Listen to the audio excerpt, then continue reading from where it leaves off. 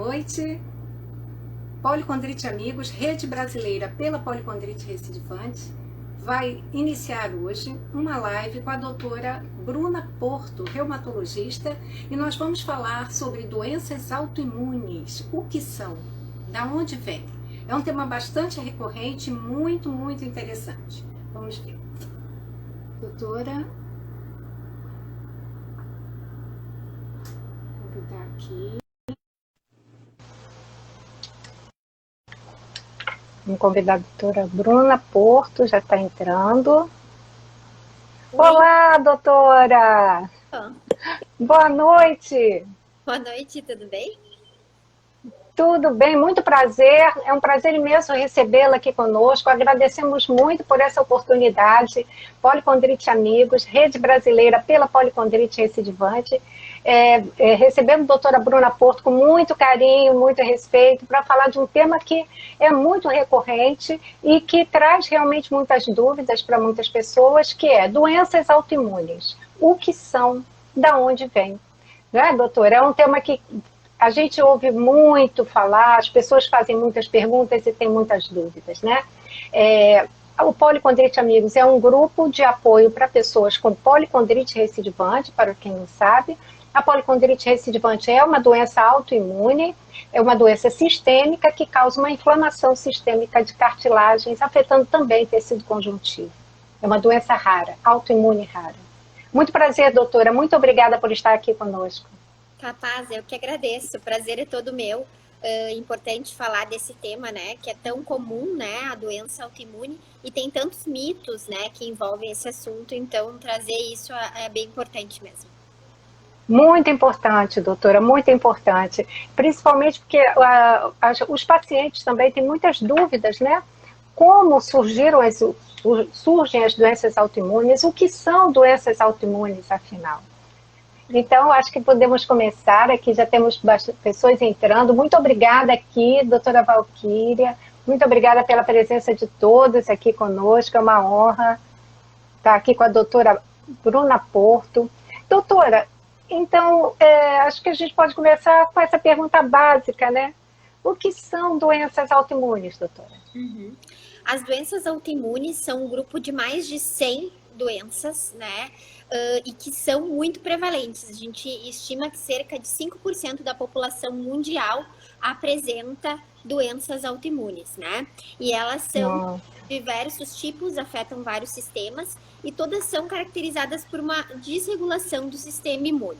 Então, assim, antes de doença autoimune propriamente dita, eu vou explicar um pouquinho como funciona o nosso sistema imune para a gente poder entender um pouquinho isso tudo, né? Perfeito, muito obrigada. Capaz. Então, tudo começa assim, né? Quando a gente tem células de defesa, né?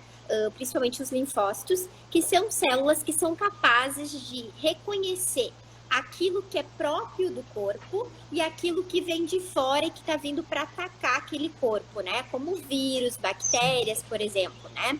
E essas células de defesa, então, elas fazem esse reconhecimento do que é do corpo, o que é próprio e o que é de fora que vem para atacar, né?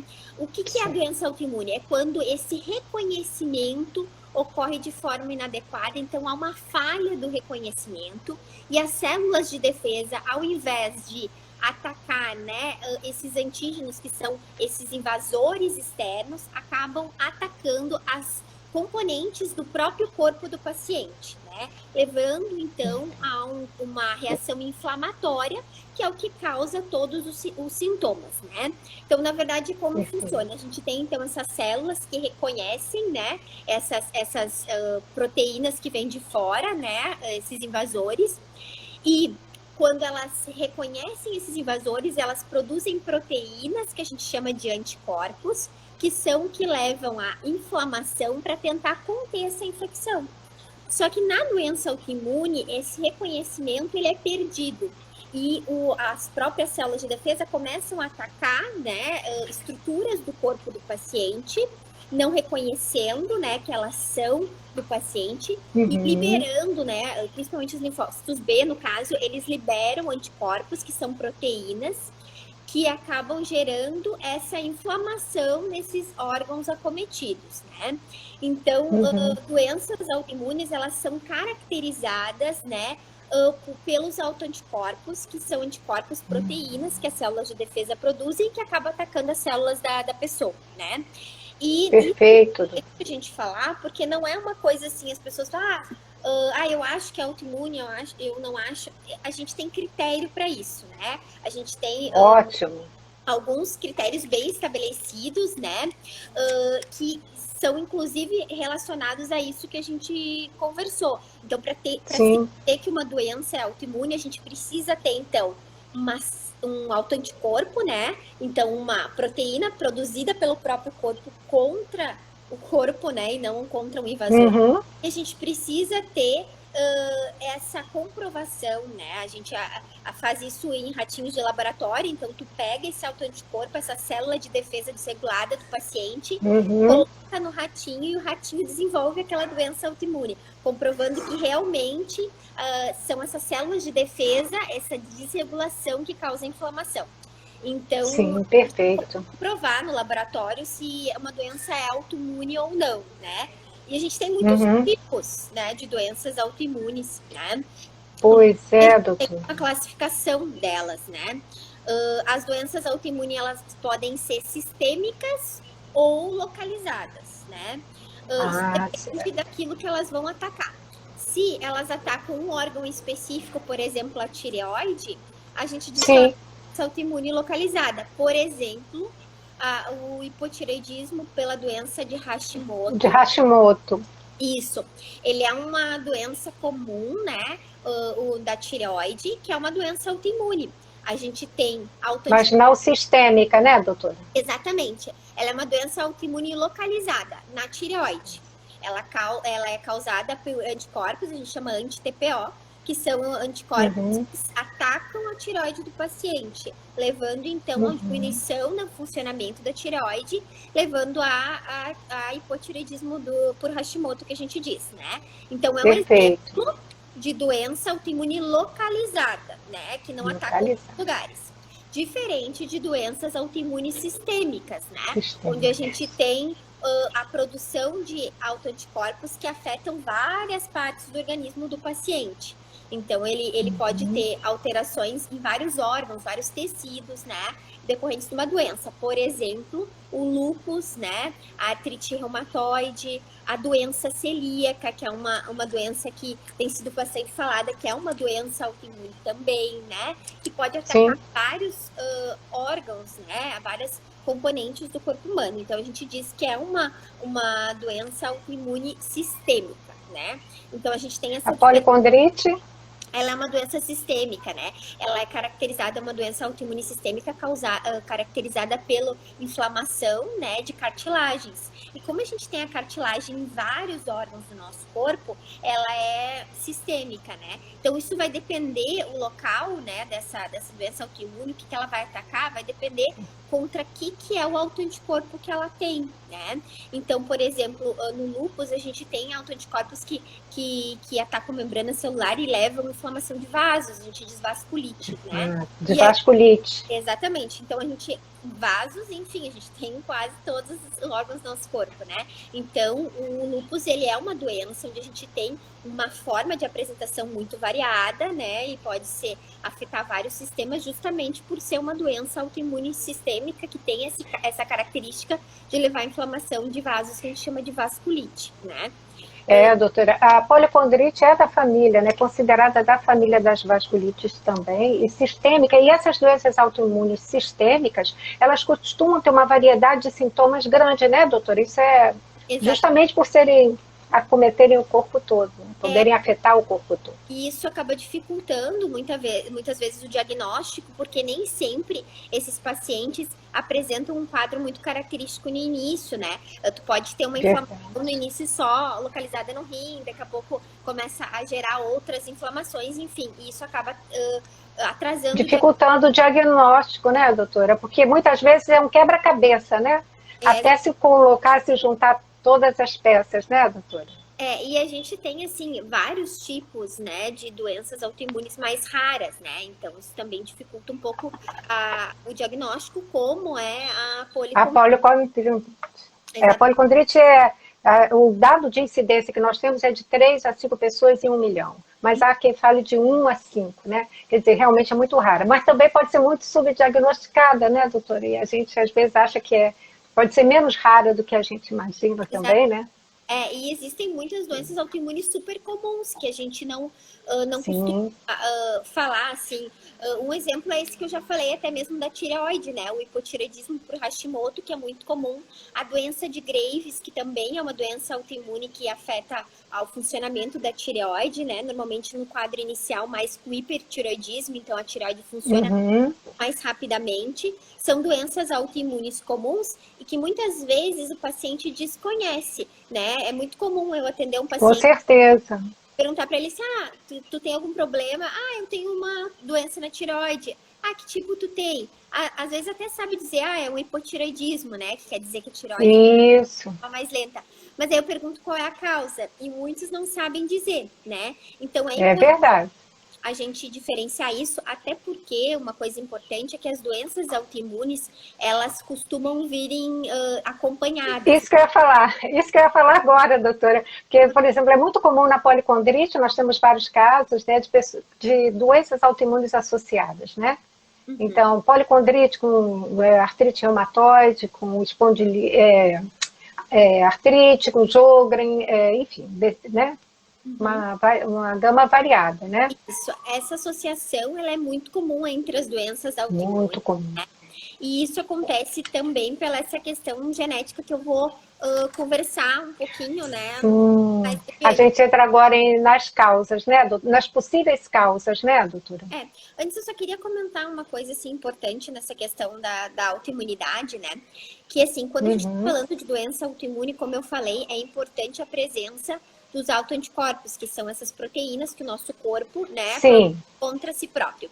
E muitas vezes esses autoanticorpos, eles são formados muito antes da gente ter a doença em si, os sintomas.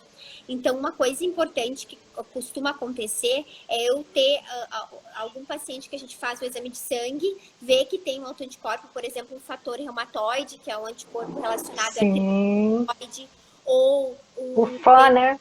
Exatamente. Vocês veem o FAN também, né? A gente tem o anti-DNA, que é o anticorpo, né?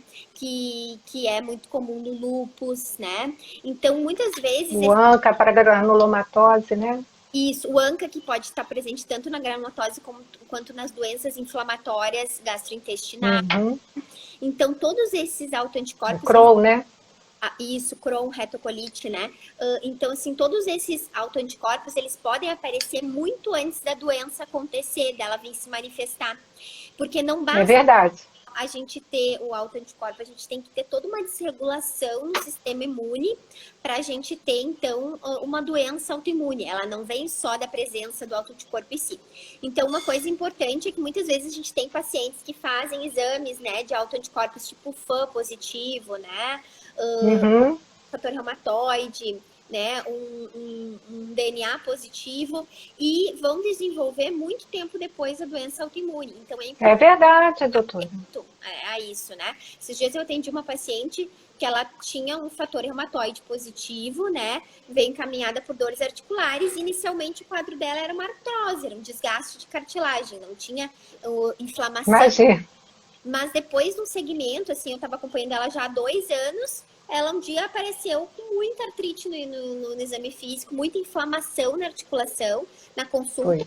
E aí a gente fez o diagnóstico, né, da artrite reumatoide. Então, na verdade, a gente já tinha anticorpos, já tinha sinal de autoimunidade antes e acabou desenvolvendo tempo depois a doença autoimune. Assim como muitas vezes a gente tem os pacientes que têm o autoanticorpo e não vão desenvolver nunca a doença autoimune. É verdade. Por exemplo, tem gente que tem um FAN reagente, é um FAN, enfim, pontilhado, fino, que, né, não significa em si uma doença autoimune, né, doutora? Também tem isso, né? 20 a 30%.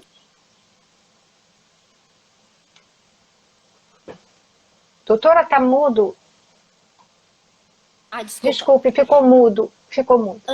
Então, repetindo, 20 a 30% dos pacientes com FAM positivo não vão desenvolver em nenhum momento da sua vida doença reumatológica, né? Ou doença. É verdade, é.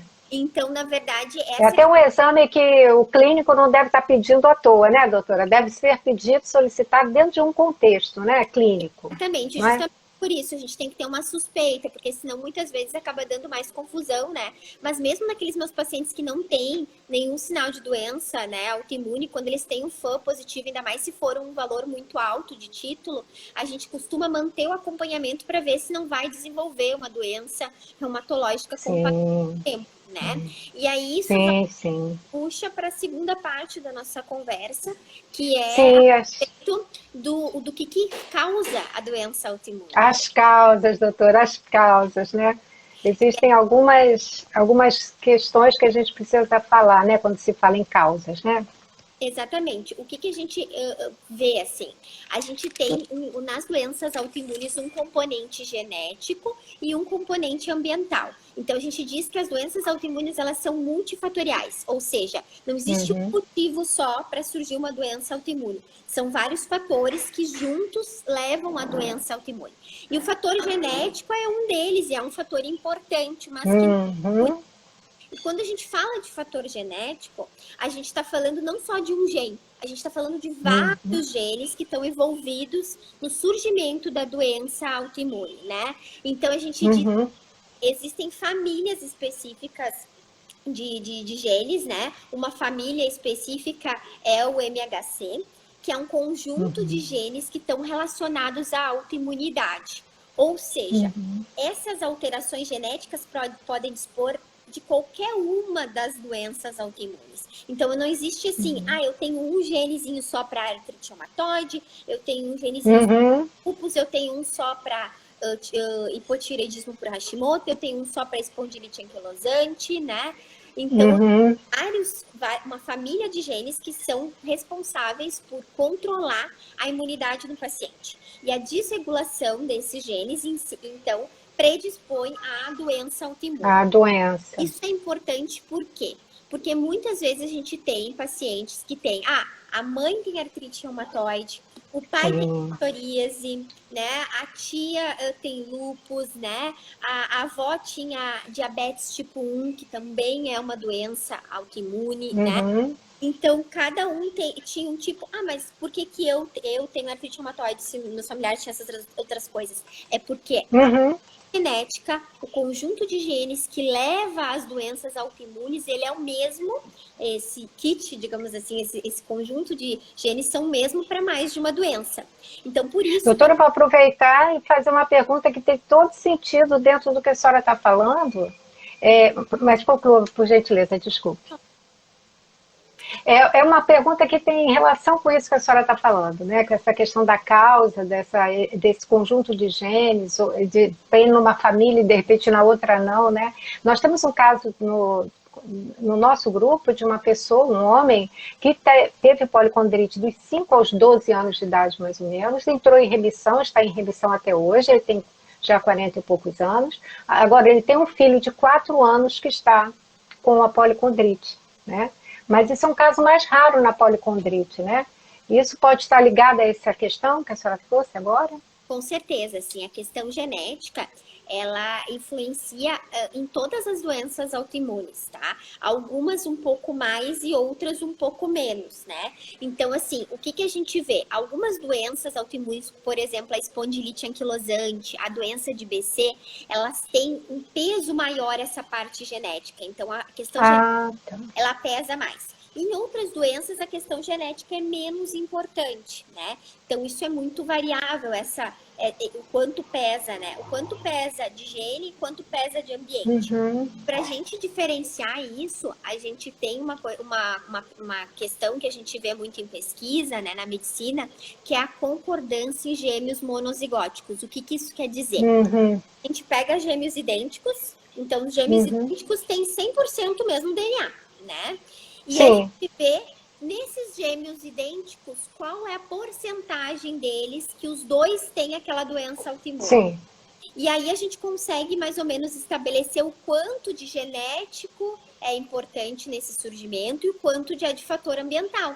Porque se tu tem os gêmeos idênticos com 100%, né, da parte genética do DNA igual, se a doença fosse 100% genética, os dois sempre teriam que ter. Sempre teriam. Mas não é o que a gente observa. Por exemplo, na artrite reumatoide, a concordância de gêmeos monozigóticos é de 15% a 30%. Significa que essa questão genética é um peso de 15% a 30% no surgimento. E o restante tudo é ambiental, é fatores ambientais. Então, isso é muito variável, né? Então, alguns pacientes me perguntam, mas eu fui primeiro, ninguém na minha família tem. Realmente, às vezes na família já trazia o gene, né? Mas não tinha desenvolvido ainda a doença, porque não tinha todo esse permeio de meio ambiente. Esse ambiente, né? Exatamente.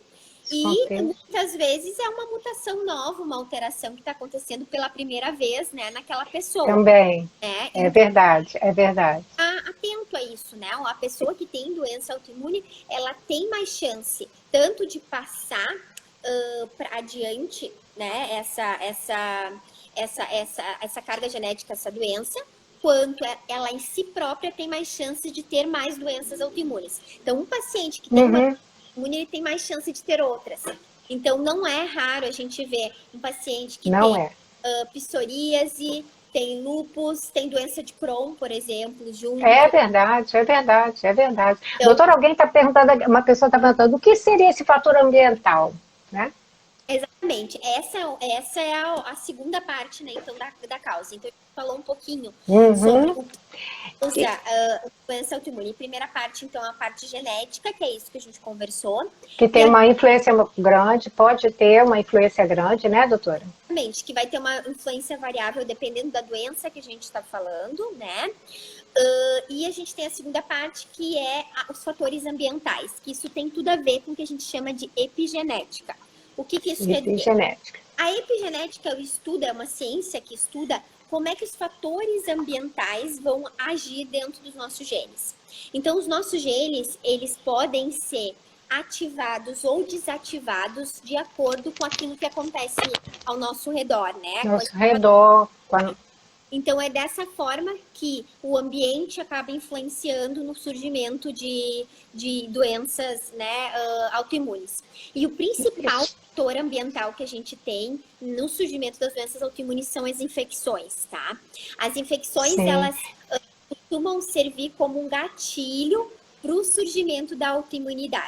Os gatilhos. Os gatilhos, os benditos gatilhos, né, doutora? Muito porque, assim, a gente tem nas infecções o que a gente chama de reação cruzada. Então, o que significa isso? A proteína de alguns vírus, principalmente vírus, elas são muito parecidas, a estrutura desses vírus, com proteínas humanas. Então, quando a gente entra em contato com esse vírus no nosso organismo, ele acaba produzindo, né, autoanticorpos, né, que, por ser muito parecido o vírus com o nosso organismo, acabam afetando estruturas do nosso organismo. Então, a gente chama isso de reação cruzada. Então, alguns vírus, por exemplo, citomegalo, Epstein-Barr, herpes, eles estão relacionados, então, a essa reação cruzada, esse gatilho de autoimunidade. Isso tá bem... uma reação, né, doutora? Uma resposta autoimune, digamos assim, que configura como doença. Isso já está muito bem documentado em várias doenças, né? Lúpus. Doutora, inclusive o Covid, né? O Covid tem muita gente já falando sobre isso, como ele gera uma resposta autoimune, né? O que parece, uma tempestade inflamatória, né? Pode ser que no futuro descubram, né? Até cheguem a essa conclusão, né? Exatamente. Sabe que a gente tem visto alguns pacientes com quadros autoimunes parecidos com SAF, síndrome de fosfolipídio. Doutora, desculpe, eu perdi, eu não consegui ouvir esse pedacinho que a senhora falou, desculpe, pode repetir? Isso que falou do Covid é muito interessante, porque tu sabe que a gente está vendo vários pacientes com Covid que estão desenvolvendo, né, síndromes muito autoimunes, parecidas com doenças autoimunes durante o Covid. Por exemplo, a SAF, a síndrome antifosfolipídica. Sim, conheço. A gente tem o Covid como gatilho, né, doutora? O Covid como gatilho e o Covid, digamos, com uma resposta autoimune, né? Ele em si né, provocando uma resposta autoimune, né? Ó, a doutora Bruna maravilhosa e sempre muito didática. Obrigada. Que linda, né? As pessoas são muito carinhosas, todas aqui elogiando a live, doutora. Olha, muito, todo mundo aqui falando. Falando, essa questão de infecção é importante também, né? É um dos fatores mais importantes e isso acaba gerando, então, várias doenças autoimunes, né? Então, essa é uma das partes do fator ambiental. Das causas. Mas existem outros fatores ambientais. Por exemplo, a questão do tabagismo, né? O tabagismo, ele está muito relacionado a algumas doenças autoimunes, por exemplo, artrite reumatoide, né? Onde a gente tem aumento de chance, então, a fumaça do cigarro, ela gera, né, inflamação e resposta autoimune, levando, então, ao surgimento de doenças autoimunes. Então, o tabagismo também está relacionado. A gente tem alguns produtos químicos que também estão relacionados ao surgimento da doença autoimune. Por exemplo, o mercúrio, ele está relacionado à doença inflamatória intestinal, doença de Crohn. Crohn. A gente tem a sílica, que vem da parte de areias, né? Que vem dessa é um componente, né, de pedras, areias, enfim. E a sílica, ela está relacionada tanto ao surgimento de esclerose sistêmica, que é uma doença autoimune, quanto também a gente tem alguns remédios relacionados, né, à doença autoimune, o uso de drogas gerando anemia hemolítica, a hidralazina, antiarrítmicos, né, gerando lúpus, por exemplo. Então, são vários fatores ambientais, né? E esses fatores são muito importantes, né, doutora? Tem que ser considerados numa pesquisa, né, no diagnóstico, né? Um dos fatores, assim, que a gente vê até a questão da luz solar, né? A exposição solar pode ser um gatilho para uma doença autoimune. A gente tem, por exemplo, a dermatomiosite, que é uma doença autoimune, e o lúpus, que estão relacionados à exposição solar. Então, quando a gente se expõe muito ao sol, as células, os queratinócitos da pele, né? Eles morrem, fazem apoptose, e isso libera uma série de fatores inflamatórios no sangue que estimulam o sistema autoimune. Então, isso também está relacionado em algumas doenças, né? Outros fatores importantes, né? O próprio estresse também, né? A gente sabe que pacientes com doença autoimune, eles têm predisposição.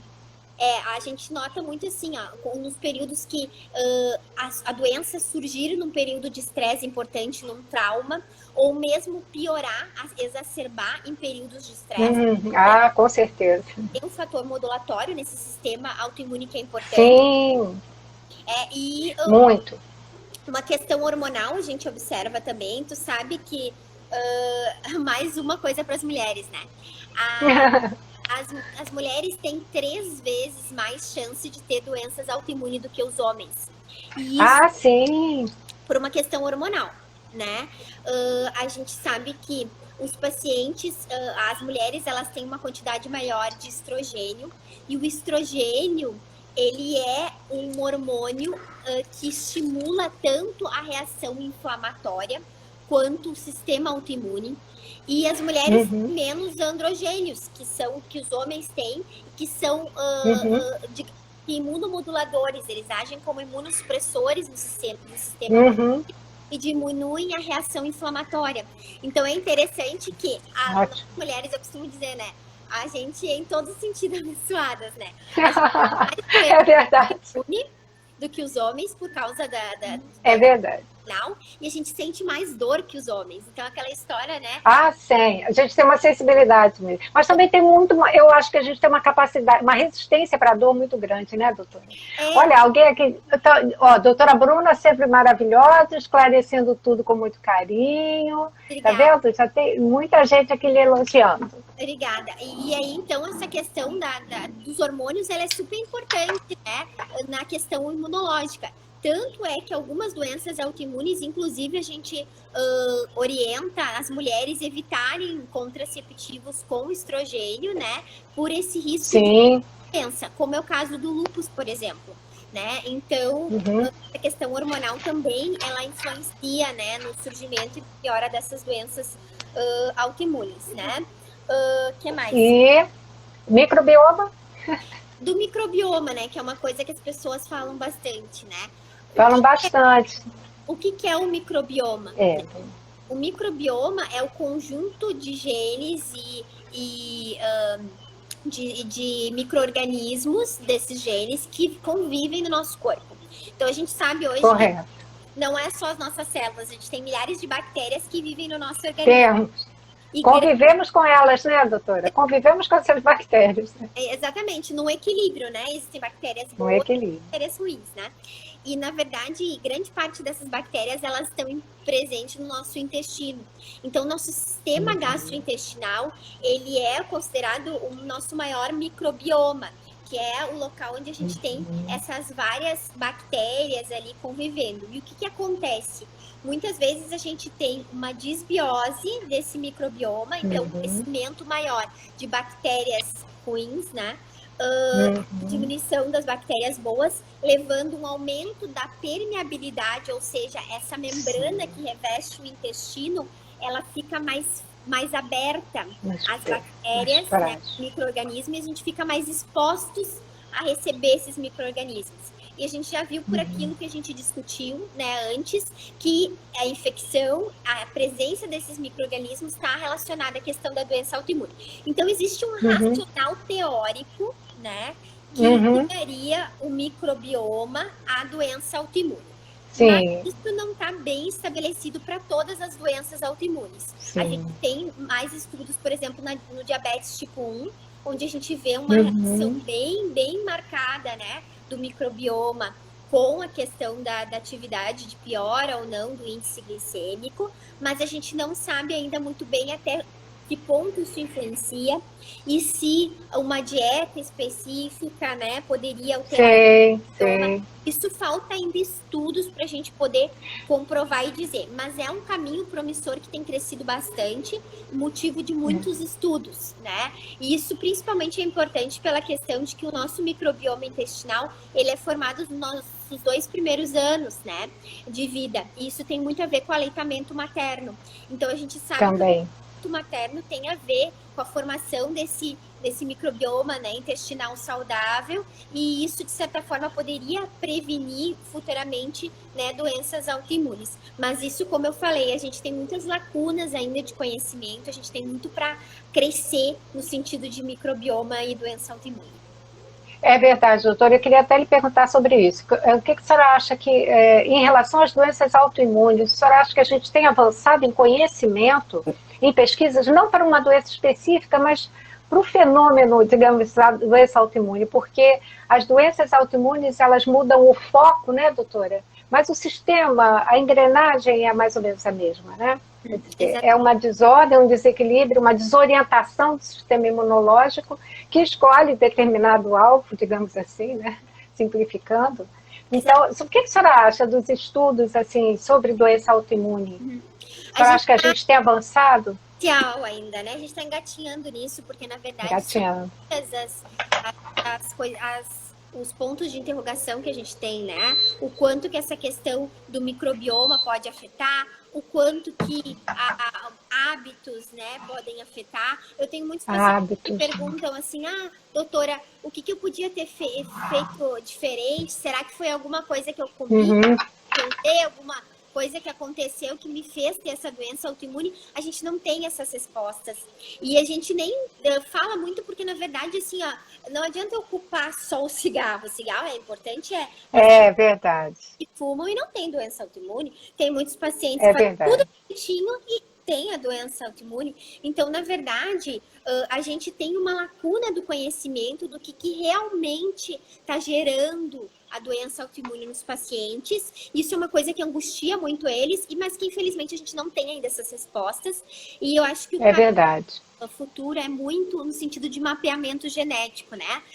A gente está É a tendência, né, doutora? Acho que para várias doenças é que a gente consiga chegar a esse mapeamento genético e mais do que isso, que a gente consiga chegar a uma terapêutica, né? Exatamente. Que intervenha em alguns desses processos, né? E a importância de tudo isso que a gente está falando, né? A partir do momento que eu tenho um mapeamento genético, eu vejo qual é o problema que o paciente tem, qual é o gene que está disfuncional, eu posso falar na segunda etapa, que é terapia gênica. Que é o quê? de base desse conhecimento, eu poder mudar o curso, né? Da pessoa para que ela não tenha doença ou para que ela tenha uma expressão menor de doença, né? E isso a gente não tem ainda na doença autoimune, tá? Então, a gente tem muito ainda o que crescer nessa questão de mapeamento genético, de terapia genética, né? Até no sentido, uma coisa que acontece muito na doença autoimune é que a gente tem a mesma doença, espectros muito diferentes. Então, eu costumo dizer, por exemplo, a gente tem pacientes com lupinho, lupus bem leve de pele, articulação, e a gente tem pacientes com lupão, né? Gravídeo. Policondrite, doutora, nós temos no nosso grupo pessoas desde o mais leve até o mais grave, né? E isso nos intriga, né? Eu acho que intriga em todas as doenças, né? Como é que pode, né? Uma pessoa... Tem gente que desenvolve um quadro gravíssimo em pouco tempo. Né? Nós temos no nosso grupo, né? E temos pessoas que entram em remissão e nunca mais, né? Só tem um evento. Exatamente, por isso que eu costumo dizer para os pacientes, não dá para a gente se comparar. Doença autoimune não dá para te olhar para o lado e tentar se comparar com outro, porque cada pessoa tem um curso diferente e essa é a importância do acompanhamento, né? A gente vai conhecendo a doença, a forma com que ela se comporta naquele paciente. E aí, é verdade. Podendo manejar isso de forma mais adequada. Então, é importante. Se a gente consegue identificar, através dessas pesquisas de terapia gênica, talvez a gente consiga identificar os subtipos de gravidade de doença dentro de uma doença autoimune e a gente possa identificar qual é o tratamento ideal. Porque a gente tem, por exemplo... encontrar um caminho, encontrar uma terapêutica, né, doutora? Eu acho que para todas as doenças, de uma forma geral, essa é uma esperança, né, a terapia gênica, né? Exatamente. Agora, quando a gente fala em doença autoimune, as doenças autoimunes, doença rara, perdão, por exemplo, a gente fala em doença genética e doença autoimune. Poucas vezes se considera que a causa pode ser hereditária, né, ou de origem genética, né? As doenças autoimunes raras são muito esquecidas no Brasil, doutora. E isso é uma lacuna que nós que temos grupos de apoio, a gente trabalha muito para difundir esse conhecimento, né? Porque a senhora imagina, se existem esse universo aí de interrogações para doenças muito conhecidas, imagine para as doenças autoimunes raras, né? Como isso fica, né? Essas indagações e questões são maiores ainda, né? E falando de tratamento, doutora, a gente falando em terapêutica, né? A gente está entrando aí no tratamento, né? A Marli comentou ali que uma das coisas que intriga muito ela é essa variabilidade, né? Por que algumas pessoas têm uma artrite reumatoide tá aqui. E outras têm uma artrite reumatoide tão leve? Realmente a gente não Isso. Ainda. Por que algumas pessoas têm uma doença tão grave e outras têm tão leve, mesmo em pacientes com fator de risco? A gente não sabe ainda essa resposta e muito mais, eu vou além. Eu gostaria de ter não só essa resposta, mas eu gostaria de ter um mapeamento dos tipos de artrite reumatoide. O que eu vejo hoje em dia no consultório? A gente tem vários tratamentos para as doenças autoimunes, e aí eu vou dar o exemplo da artrite reumatoide, e o nosso tratamento, muitas vezes, ele é na tentativa e erro. Então, assim, eu vou tentar primeiro o metotrexato, se não adiantar eu vou para o outro. E assim, e aí mas, doutora, é muito importante... Desculpe, é muito importante que se avance no conhecimento das doenças autoimunes raras, porque quase ninguém olha para elas, né? Então, vamos mapear também as doenças autoimunes raras, vamos dar uma olhada para elas. Na verdade, todas elas, né? E, na verdade, na questão da raridade, Mas as raras são muito esquecidas, as doenças raras. De rara, que é aquilo que tu falou mesmo, né? Muitas vezes a gente tem uma doença que ela é subdiagnosticada, e isso na policondrite... Nossa, muito! Porque a maioria dos pacientes tem aquilo que a gente falou, um espectro de uma doença mais leve. E muitos têm um episódio só de ativação durante a vida e depois não tem mais. Isso é uma coisa que acontece nas doenças autoimunes. As doenças autoimunes, elas são caracterizadas por períodos de ativação e remissão. O que significa isso?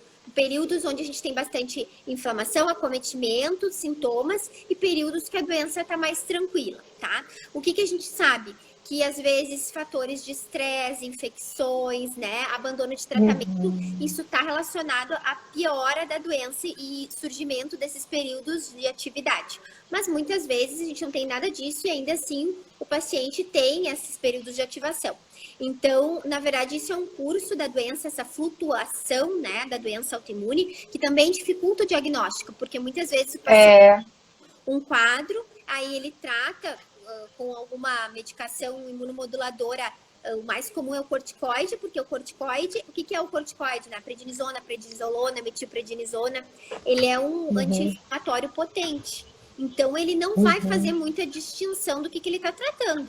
E nas doenças verdade. Ele é usado assim amplamente, né? Então, verdade. Usa o corticoide, melhora, e daqui a pouco o paciente não tem nada, fica anos sem ter nada, e aí isso verdade. O diagnóstico, né? Então, muito. E existem esses pacientes que nem têm muita oscilação, né, doutora? Nós temos casos, por exemplo, de pessoas que tiveram um evento, poucos eventos, e a doença quase que... A pessoa até diz, eu estou curada, mas não é. A gente sabe que ela tem uma remissão, né, muito grande, né? Exatamente. Isso é um problema também. Às vezes a gente tem uns pacientes que estão super bem, estão usando as medicações, e aí eles resolvem assim, eu acho que eu estou tão bem. Eu estou curada. Eu vou parar para ver o que acontece. E aí depois é um problema, porque às vezes a doença volta pior, né? Um efeito rebote. Então a gente tem que ter cuidado, porque a gente está falando de doença crônica, né? Infelizmente a gente não tem cura ainda para essas doenças, mas a gente tem controle, né? Então é importante fazer esse acompanhamento mesmo.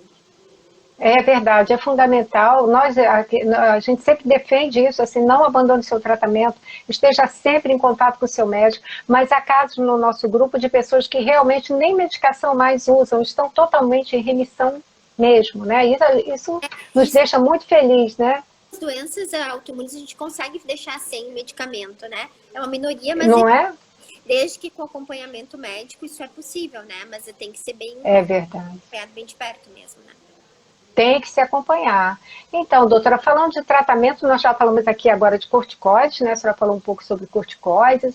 Aí seria falar sobre os imunomoduladores, né? Os imunossupressores. O que a gente tem assim, sobre o tratamento das doenças autoimunes, né? Por aquilo que eu expliquei, então, que são doenças, então, onde a gente tem os autoanticorpos, as nossas células de defesa que atacam o nosso organismo e geram inflamação. Então, o tratamento, ele envolve ou imunomodular, ou seja, diminuir um pouco a atividade dessas células de defesa para não gerar tanta inflamação, ou imunossupressores, que são medicamentos que realmente vão baixar a imunidade, né? E para tentar controlar aquela inflamação. Então, de uma forma geral, os corticoides, né, a prednisona, a prednisolona, né, a metilprednisona, eles são, medicamentos que apagam fogo, né, eles seguram a inflamação. É verdade. Eles não devem ser mantidos durante muito tempo nas doenças. Muito tempo, né? Porque eles têm muitos efeitos colaterais, né? Catarata, pressão alta, diabetes, enfim. Então, a gente tem que manter o mínimo de tempo possível. E a gente tem os medicamentos imunomoduladores, imunossupressores, vários tipos, e isso vai depender do tipo da doença, que vão ajudar a controlar essa doença a longo prazo. E isso vai depender da gravidade. Então, quanto mais grave, maior é a imunossupressão que eu vou ter que fazer nesse paciente. E, obviamente, se a gente está falando de imunossupressão, um efeito colateral que a gente tem que cuidar nos nossos pacientes é a questão do cuidado de infecção, né? Então, a gente tem um aumento da infecção com esses medicamentos. Então, isso a gente tem que cuidar. São imunossuprimidos, né, doutora? Mais suscetíveis a doenças, né? Então é uma coisa que a gente tem que cuidar, assim. E a gente tem essa questão de perspectivas futuras, assim, né? Que a ideia é, com o mapeamento gênico, a gente poder fazer ao longo né, no futuro, se Deus quiser, né? Uma terapia gênica, enfim, atuar. Podendo intervir mais, né, doutora? Podendo intervir de uma forma na causa, né? Digamos assim, né? Menos nos sintomas e mais nas causas, né? Olha, aqui alguém fez uma colocação. Deixa eu ver se eu consigo ver. Fazer solumedrol 1000 miligramas seria uma opção para policondrite? Minha irmã está em estado grave, faz 4 anos, tomando corticoide e todos os imunossupressores possíveis, sem nenhum resultado, testando todos. Uhum. Sim, o que... É a Rosaline. Uhum. Obrigada, querida. Muito obrigada por estar aqui conosco. Aliás, muito obrigada a todos os presentes. Nós estamos aqui com uma frequência ótima, doutora. Todo mundo elogiando muito, viu? Muito obrigada, viu? A todos os presentes. Obrigada. Na verdade, assim, é possível sim, né? A gente tem, assim, o corticoide EV, né? A metilprednisolona, o solumedrol, né? Ele é usado em casos mais graves, onde a gente quer uma rápida ação, né? Então, a gente faz o que a gente chama, muitas vezes, a pulsoterapia, que é uma dose grande de corticoide na veia do paciente. E isso a gente deixa reservado para casos mais graves, onde a gente precisa controlar rapidamente aquela inflamação. Então, nesses casos, sim, a gente pode usar o corticoide na veia até tentar controlar. E aí, depois que a gente apaga o fogo, bom, aí a gente vai para a segunda etapa com outros remédios. Olha, a Rosa Lima, eu espero que ela melhore logo. Nos dê notícias depois no grupo, por favor. Tem algumas pessoas aqui do grupo. Como eu estou lhe dizendo, doutora, nós temos uma manifestação da policondrite que varia de pessoa para pessoa, mas nós temos casos realmente, infelizmente, graves.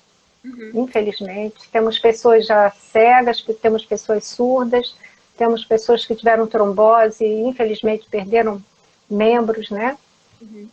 Temos pessoas com traqueostomia, pessoas internadas, E temos pessoas que tiveram uma manifestação e depois não tiveram mais, ou tem uma manifestação muito branda da doença.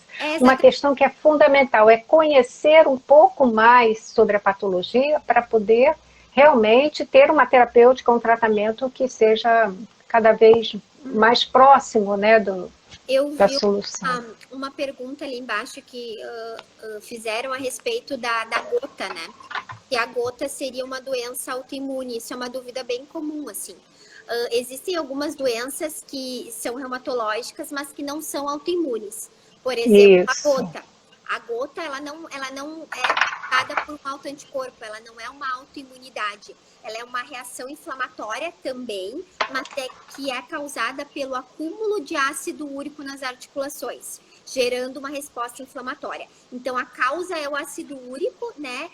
Tem um envolvimento genético também, mas não é uma doença autoimune, tá? Assim como a fibromialgia não é uma doença autoimune, a fibromialgia não envolve sistema imunológico, e sim uma desregulação no sistema nervoso central, onde eu tenho aumento de substâncias... Uma sensibilidade, né, maior. Aumento de substâncias de dor e diminuição de substâncias de prazer e felicidade. A osteoartrite ou a osteoartrose também não é uma doença autoimune, que é uma doença degenerativa, ou seja, a gente tem, com o passar do tempo, um desgaste da cartilagem, né? E isso acaba levando a um processo inflamatório, dor e limitação, mas também não é uma doença autoimune. E, doutora, e de perspectivas futuras? A senhora falou em terapia genética, né? Quer dizer, a gente espera que um dia a gente chegue a isso. E nós temos também os biológicos, né, doutora? Terapia-alvo, né? No tratamento para muitas doenças autoimunes, né? Que são menos... eu costumo dizer que é assim, mais ou menos, o medicamento biológico é como um tiro certeiro. E o corticoide é como um bombardeio, né? Alguns imunossupressores jogam a bomba de... Corticoide é uma bomba que deixa todo o sistema autoimune meio... Não é um bombardeio? É um bombardeio, né? Deixa todo mundo meio atrapalhado, né? Então, tudo.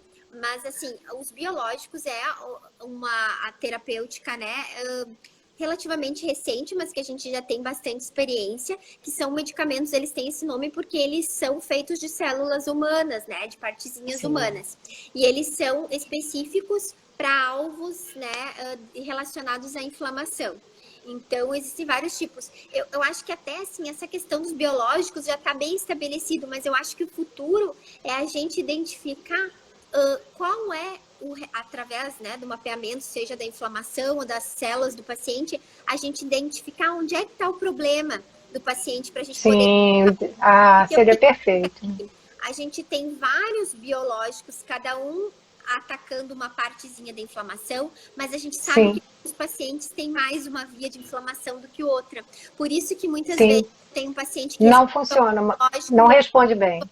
Então, eu acho que o futuro, a perspectiva não, e aí... é a gente estabelecer onde está o problema, né? Qual via de inflamação, qual é a célula, né? O problema maior daquele paciente e poder fazer específico para ele um tratamento, né?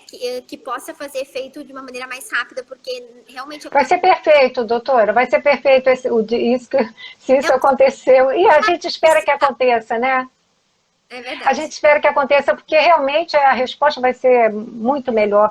Muitos imunobiológicos, a gente sabe, eles sabotam o processo inflamatório. Ainda bem que sabotam. Ainda bem que existe essa sabotagem.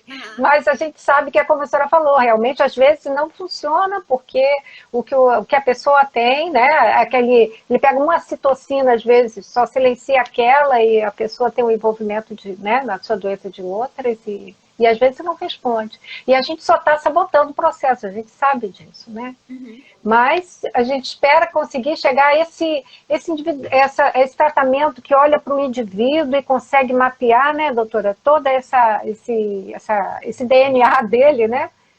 E conseguir respostas mais efetivas, né? É um longo processo, mas esperamos chegar lá. Ah, com certeza, doutora, com certeza. Vamos ver se temos aqui, já estamos chegando ao final, doutora. Já estamos chegando ao final aqui, vamos ver se temos mais perguntas. A senhora gostaria de deixar seu Instagram para as pessoas fazerem contato? Não, eu queria agradecer a oportunidade, dizer que foi um prazer. Ah, imagina. Falando sobre doenças autoimunes, é um assunto muito interessante e muito importante. E dizer que eu estou à disposição, se alguém tiver alguma dúvida, quiser me mandar mensagem, né? O meu contato no Instagram é doutora Bruna Porto Reumato, Bruna Porto Reumato. E eu também tenho Facebook, né?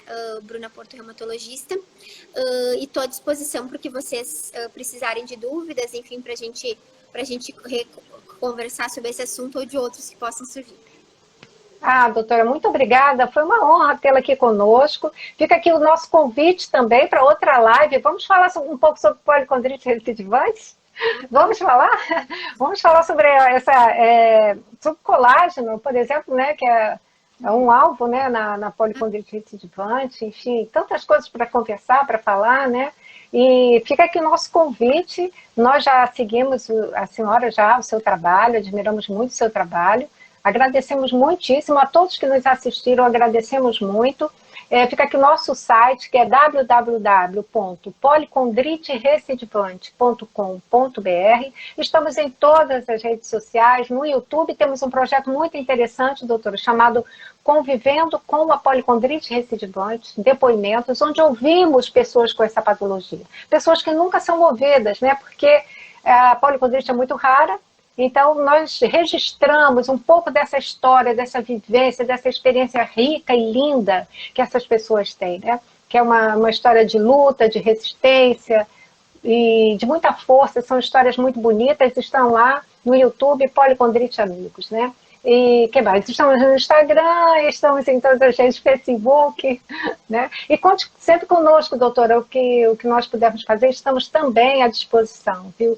E a todos que estiveram aqui conosco, só agradecer, só temos a agradecer, vamos ver se ainda tem aqui alguma... As pessoas estão apertando o coraçãozinho direto. Todo mundo gostando demais, doutora, elogiando muito o seu trabalho, viu? Olha aqui, ó. Parabéns. Para mim e para a doutora Bruna, gosto muito da doutora Bruna. Deixa eu ver, tá vendo, doutora? Só elogios, viu? Isso. Ana Mara Caetano. O Clube dos Pacientes. Obrigada, pessoal. Tem isso, né, doutora? Tem o fã-clube, né, dos pacientes. Muito obrigada, sim, doutora. Todos agradecendo aqui. Mais uma vez, muito obrigada. Seguimos à disposição. Também um abraço. Um abraço, gente. Tchau, tchau. Boa noite, querida. Muito obrigada. Nada.